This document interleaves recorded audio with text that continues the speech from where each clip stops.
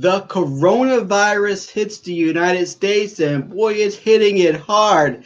Everybody's in a tizzy, shelves empty, things are going wild, the economy is acting crazy. Today on the True Middle, we're going to take a look at the economic impact of the coronavirus.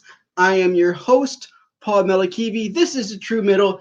This is where we talk about politics, faith, and business from a real perspective. So, guys, this is it. The coronavirus is here. The impact on the economy is massive. I mean, this is just crazy. If you can see things that are going on, I'm sure wherever you're sitting at in your state, in your city, everybody's up in arms. There's a lot of information going out there. We're not going to get into particulars of the actual virus itself. I'm not going to get into the politics of it all as far as the response. What we're going to do is we're going to focus on the economic impact that this is having on all of us, because the repercussions on this are serious. So as you know, coronavirus is here. Let me share my screen with you here for a little bit. We're going to take a look at the impacts here of the coronavirus right now. So many people infected, so many people dying. As of the date of this taping, it's the World Health Organization estimating that there's been close to 100,000 cases. 100,000 cases reported worldwide. And the death toll, they're saying right now they are estimating about 3,000 deaths. It's starting to pick up here in the United States. We're starting to see it spread everywhere. Italy, whole country pretty much is quarantined. This thing is serious. People are kind of scared. They don't know what to do about it. Obviously, there's certain parts of the population that are a lot more exposed than the others. But what you see here is the impact. 2,000-point drop on the Dow Jones Industrial Average the other day. Stock market recently dropped the most in one day since the 2008 financial crisis. So the other day we saw it drop 2,000 points. There's a lot of worries. There's a lot of panic, so to speak, going on. We don't know how big this thing is going to get. We don't know how widespread it's going to become, but there's a lot of things that are going on that's really hurting the economy. So you're seeing stores close, you're seeing businesses close, you're seeing people, scared to go out in crowds, scared to talk to anybody. God forbid somebody's around you and they start sneezing or coughing, and you don't want to be that person. Don't be that person that has to happen to cough while you're out in public or sneeze, because they're going to look at you like you're contaminated. They don't know who got it, who doesn't have it. So impact is the economic impact is getting real. So obviously we're seeing this huge stock market drop, 2,000 points the other day. Probably going to come back a little bit, but as more news comes out, as we start seeing a larger impact, no telling whether it's going to continue this downward trend. Who's been hit the most? Cruise ships. Cruise ship industry, boy, it's a wrap for the cruises right about now, because there's been several horrifying coronavirus cases on board cruise ships. The CDC is actually recommending that travelers, particularly those with underlying health issues, defer all cruise ship travel worldwide. So they're basically shutting down the cruise industry, because the majority of people that are going on cruises are who? The elderly people. They're saying that if you're 60 years or older, stay away from large crowds, stay away specifically from non-essential travel, such as long plane trips, and especially avoid embarking on the cruise ship. So we've seen these couple horrifying cases of these cruise ships that are out to sea. Nobody wants them to come and port in their city because they're scared about the infections that may come on board. Travel was definitely hit the most. So you see this impact on the cruise industry. It's going to be a long time before the cruise industry is going to be able to come back from this. So we're already starting to see them kind of cut down on all of these excursions. There's a lot of emails that are going to come out for those of you that may have had some cruises booked. We'll see what that's happening. The other industry that's hit really hard, airlines. The airline industries are getting hammered because people are now scared to fly. Obviously, you're in a close quarter. So the airline industry alone, the International Air Transport Association, says that the demand for global air travel will decline for the first time since 2009. And guess what, guys? The impact to the airlines, they could lose up to $113 billion in revenue. That's $113 billion in revenue. That is huge. So that suggests that the outbreak could disrupt this industry significantly, even as significant as it was impacted during the Great Recession. This is some serious stuff. Another thing you're seeing are schools closing. We obviously want to protect our children, so the schools are closing.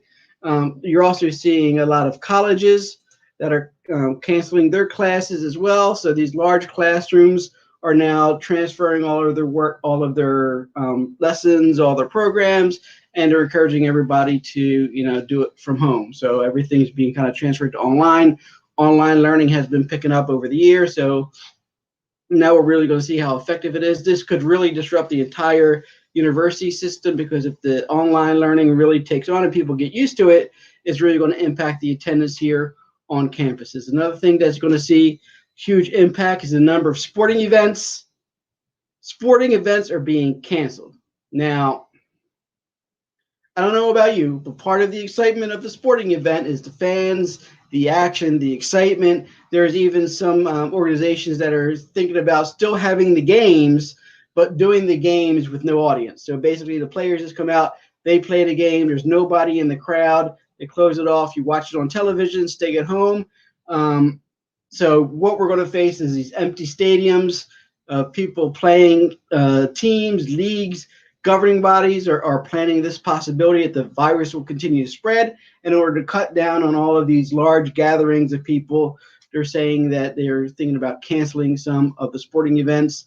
Another thing that's really getting impacted are conferences, large conferences, seminars, exhibitions.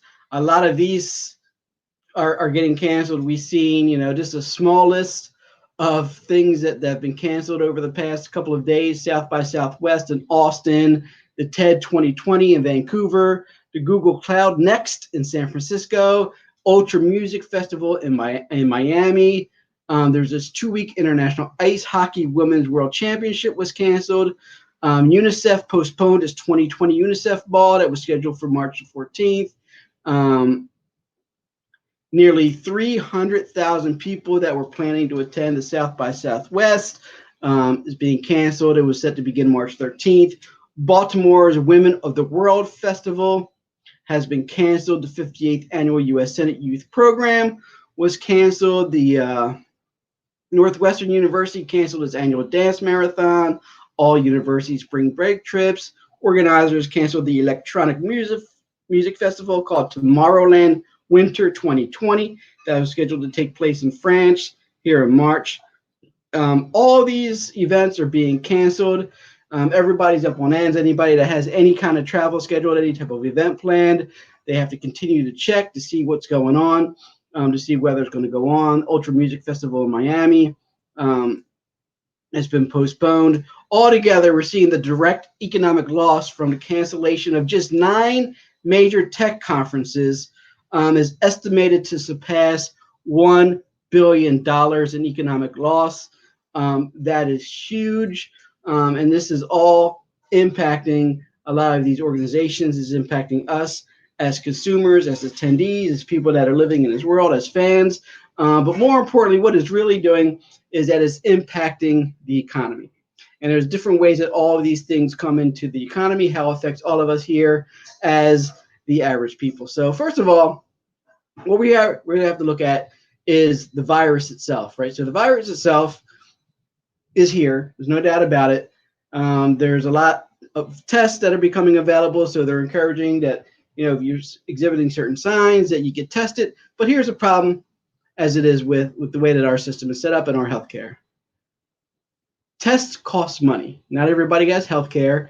Not everybody has a plan where they can go and go to the doctor and get tests done. So for the average American, us here in the true middle, our concern is that if this really impacts us and we really do get sick, and we need to go to the doctor, there's that uncomfortable moment where you really have to think, like, can I really even afford to go to the doctor? And this is what's scary, because if people can't afford to go to the doctor, they never go get looked at, and they continue to go on with their normal activities, and then they're out there and they're spreading the disease, right? So that's problem number one. Access to healthcare, access to affordable testing, access to these test kits, and the willingness of individuals to go out and make this happen. So that's number one. Number two, if you are tested and you do have the virus, guess what? You're going to need some medication. The scary thing is that there is no vaccine for it. So right now, if you have it, there is no vaccine for it, but they're going to treat you with something. I'm sure they're, respirators or whatever it is, depending on your condition. Most Americans, again, we're not in a situation where we get free prescriptions, free medications. So the concern there is if I have to be treated, if I am sick and there are certain things I have to buy for my health, then I might not be able to afford it. So right now, that's a scary situation. The vaccine itself, there's arguments over when that's going to be available, but we're looking at maybe a year and a half. So for the most part, if you have the virus, you're just going to have to sit tight. You have to quarantine yourself. So here's the problem with the quarantine. And here's what it boils down to on the economy. They're saying that you should quarantine yourself for about 14 days, right? So if you get it and you're sick and you have to be quarantined, what does that mean? That means you're missing work. That means that you can't be around your loved ones. That means you can't be around your children. If it's your children that are sick, they're going to be missing school. If most people have to skip work for 14 days, you know what's going to happen? They're out on the streets, because the average American is not in a position where they even have $400 set aside for an emergency. So to miss 14 days of work, most of them without good paid leave programs, they're not going to get paid for that time off. They're going to be in desperate situations. One of the things that they're recommending is school closings. And you've got to think about the economy of this. So you have a bunch of children that go to school every day. Most families that have children are usually, for the average Americans, both parents are working. So they're able to send their child off to school, take the school bus, go to school. The parents are then able to go to work. They have arrangements set up so when the child is done, they go to a certain location, maybe daycare for a couple of hours, maybe stay with a relative. But guess what? If the schools close because they want to protect their children, they don't want to bring a bunch of people in to put everybody at risk, then guess what happens? That child has to stay home. How is that child going to stay home? What are the parents going to do? Now you have two parents that have to go to work. Somebody's going to have to stay home with the child. So what are they going to do? I mean, are their employers going to let them stay out of school or stay out of work in order to take care of their children? What about the children that depend on this free lunch program? I mean, we have millions of children across the U.S. that don't even have food at home. So when they go to school, the fact that they're able to take part of this free lunch program, that's their only bit of food that they're able to eat. Now we're going to take that away from them because they're not going to school. So guess what? Now they're not getting lunch. So this is a scary situation, because this is going to force all of us that have children to really think about how we may have to change our schedules if these schools close. It affects all of our ways of life.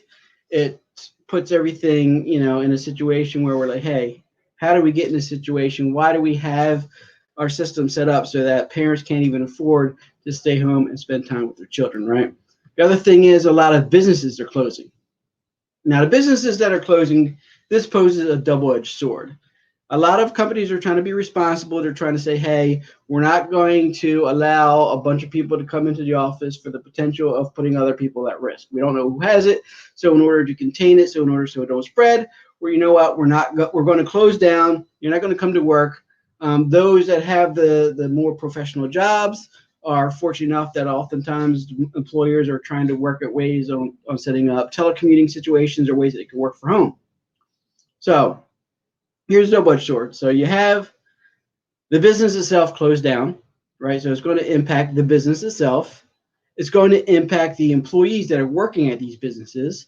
And it's also going to impact all of the surrounding businesses that depend on the employees coming in. I mean, these large companies that have thousands of employees that come and gather on campus every day, they go out to lunch, they go out after work to the local community. That's why cities and states jockey and really work hard to try to attract businesses into their community, because they know that these businesses create a lot of economic growth. It creates a lot of opportunity. If you have companies that are giving jobs to thousands of people, then number one, you have thousands of people coming to live in your community, and number two, it's going to really increase traffic to other businesses. So now you have businesses that will open stores, your coffee shop, your deli, other areas where people are going to go that are leaving these organizations. Now, for most jobs held by the average Americans, you're talking about retail jobs,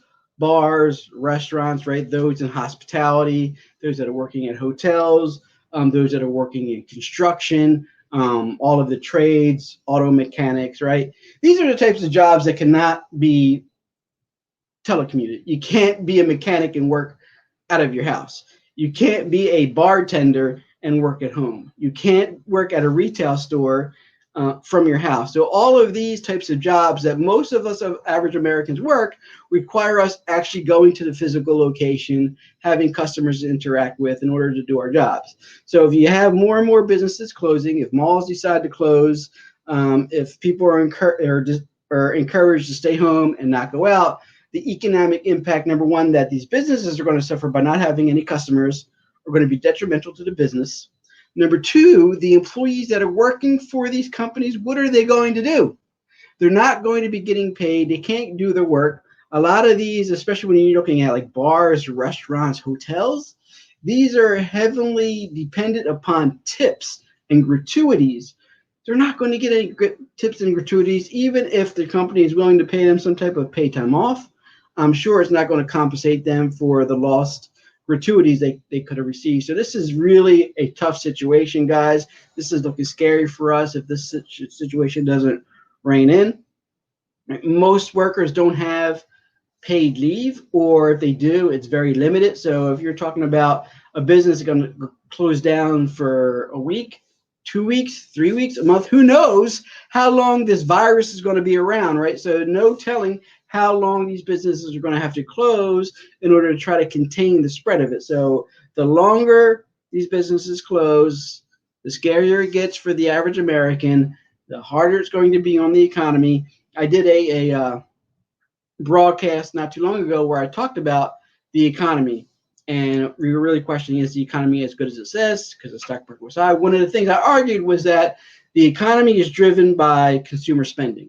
As long as consumers are out there spending money, it's really keeping the economy afloat. So when you have a situation like this, where there's an outbreak, there's a pandemic, people are encouraged to stay at home, they don't go out, events are canceled, there's no gathering of people, then what happens to consumer spending?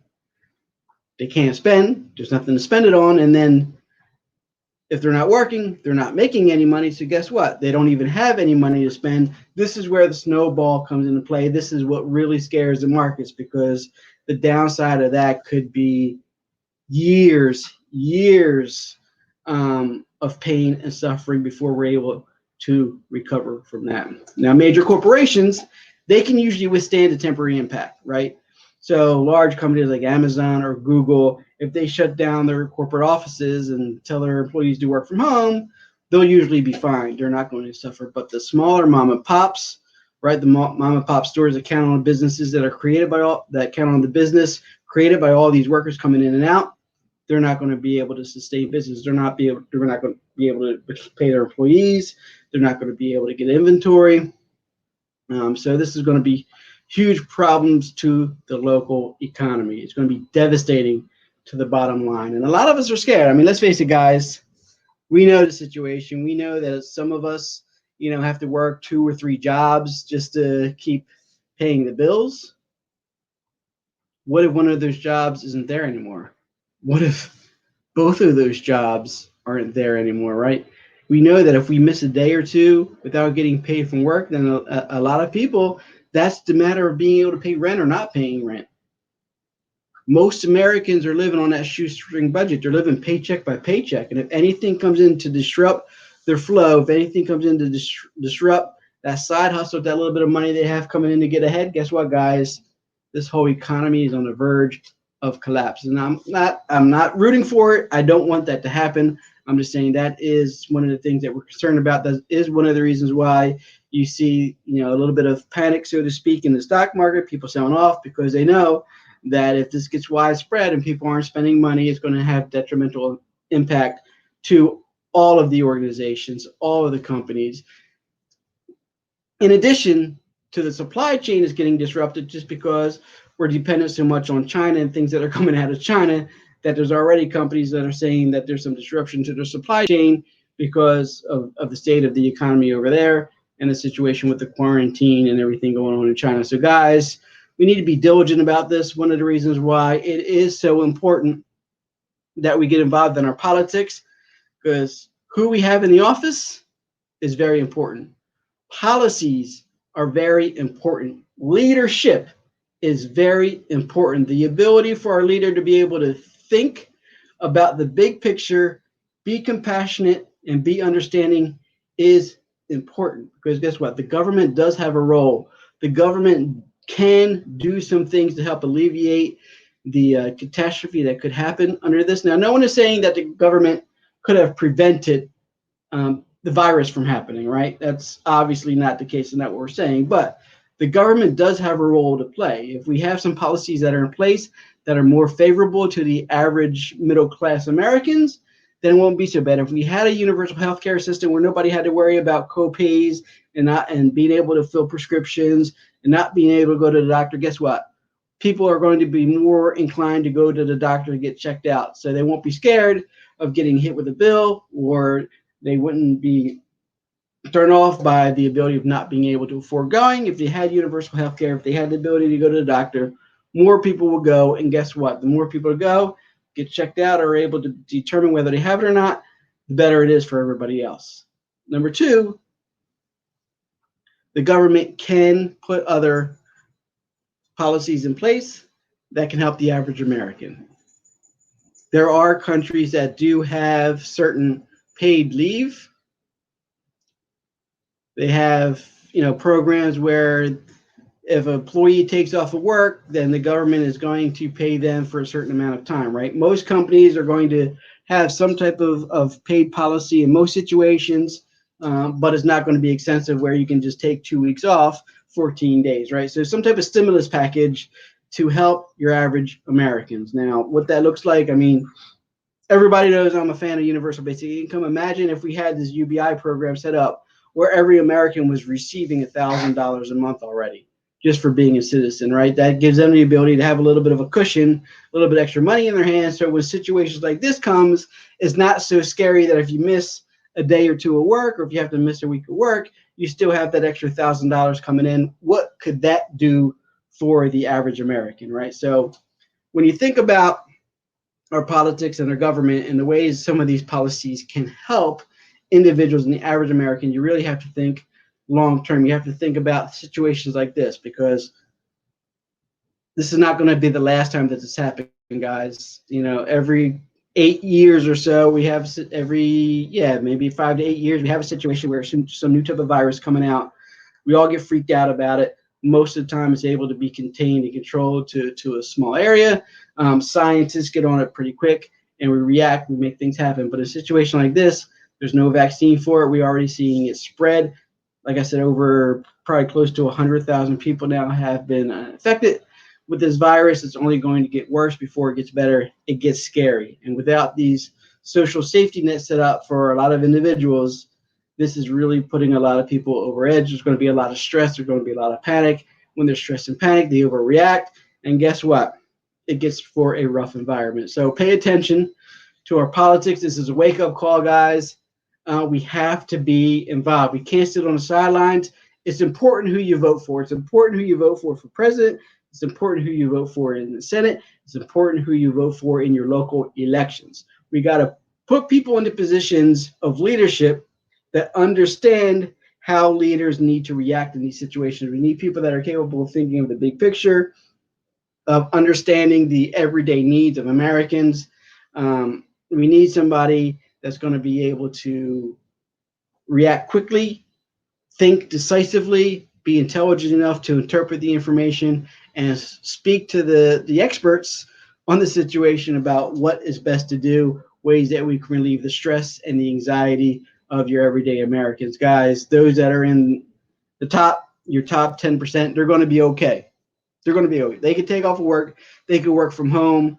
You know, your senators, your um, entertainers, your musicians, all these people, they can afford to work at home. They can afford to take weeks off at a time. They can afford to shift their whole schedule. They can afford to have their children home with them. But guess what? The average American, 80% of us, that's not the case, guys.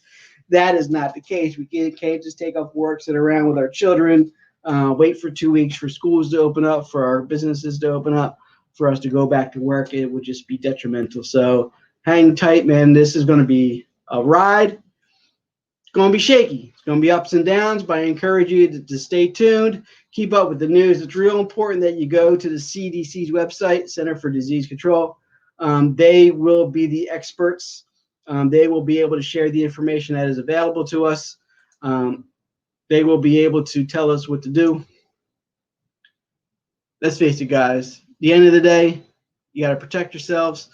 Stay in tune, be in the know, keep up with the news, know what's going on, know if there's cases in your town, know if there's people that are infected in your area, where it is it close to you. Keep your eye on what kind of events are going on. Just educate yourself, protect yourself. You know, follow the instructions. Make sure you wash your hands. Make sure you try to stay away from large gatherings until all of this is nipped in the butt and we're able to do what we need to do. So I appreciate you guys tuning in. If this is your first time watching the program or listening to us on the podcast, subscribe. Go in, hit that subscribe button. It's free, doesn't cost you anything. We're going to continue to bring you some great content. Again, this is the True Middle. This is where we talk about politics, faith, and business from a real perspective. I hope you enjoy this perspective on the economic impact of the coronavirus. As long as everything is still up and kicking, as long as we have internet, and as long as our entire system doesn't collapse under the virus, we are going to continue to bring you some good stuff. So I encourage you to tune in. If you're on YouTube, hit that notification bell. That way you're alerted when we have new uploads, new programming, when we have special postings. Keep us in the know. I encourage you to comment, like, share this with a friend. Let them know what's going on. Tell your loved ones about us. I appreciate you guys. This is the True Middle. I am your host, Paul Melikivi. I will see you the next time.